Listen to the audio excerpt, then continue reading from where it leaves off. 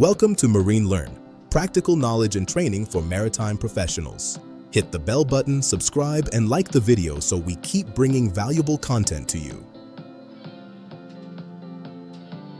This diagram introduces the foundation of mechanical craftsmanship. This module is designed specifically for fitters, motormen, and junior engineers responsible for maintaining the physical integrity of a vessel's machinery.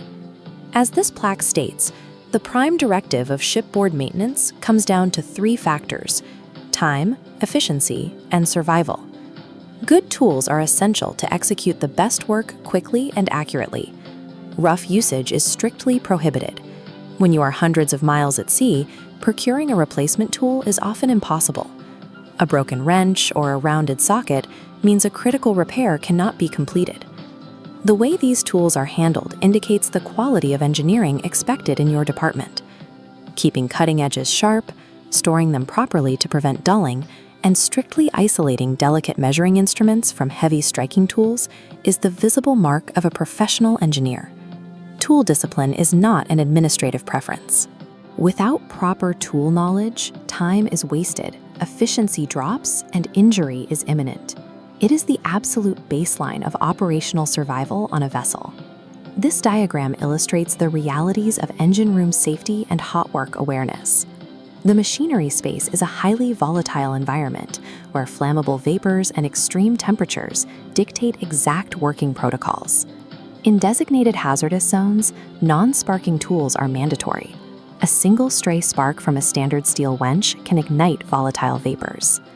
These non-sparking tools must be kept free from ferrous contaminants. Introducing even microscopic iron particles destroys the tool's non-sparking properties. You must never use non-sparking hand tools in direct contact with acetylene. Moisture and the tool's copper alloys can form highly explosive acetylides. Ignorance of these basic chemical interactions with hand tools can instantly trigger explosive fatalities. This chart categorizes the ship's tool arsenal into a 4-quadrant taxonomy based on mechanical function. Every hand tool falls into one of these quadrants: striking tools for blunt force, holding tools for grip, turning tools for torque, and cutting tools for material separation.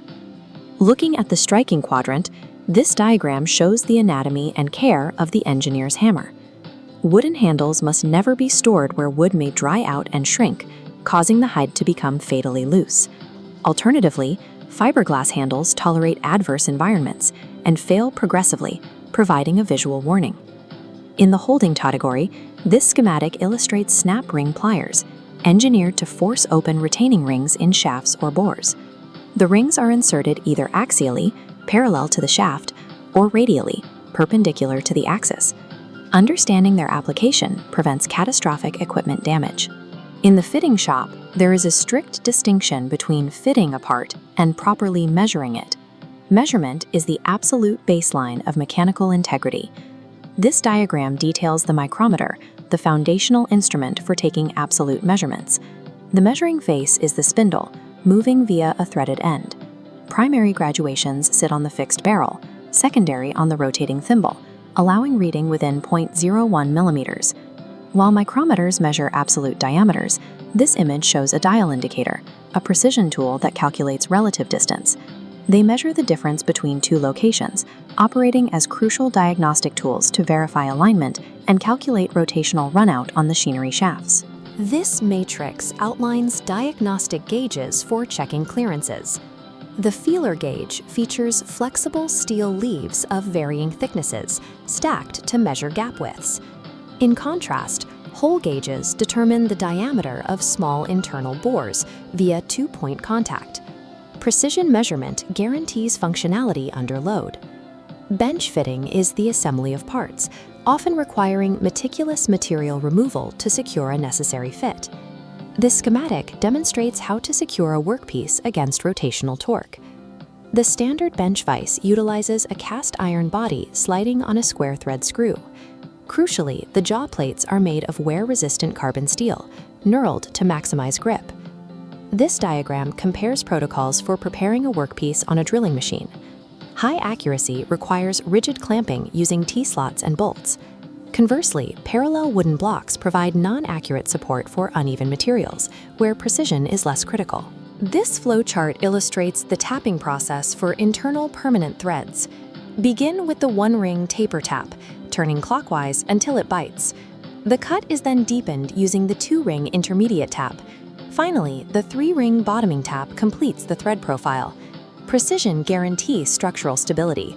The components we measure and fit at the workbench must ultimately withstand immense pressures, extreme temperatures, and heavy vibrations within the masonries.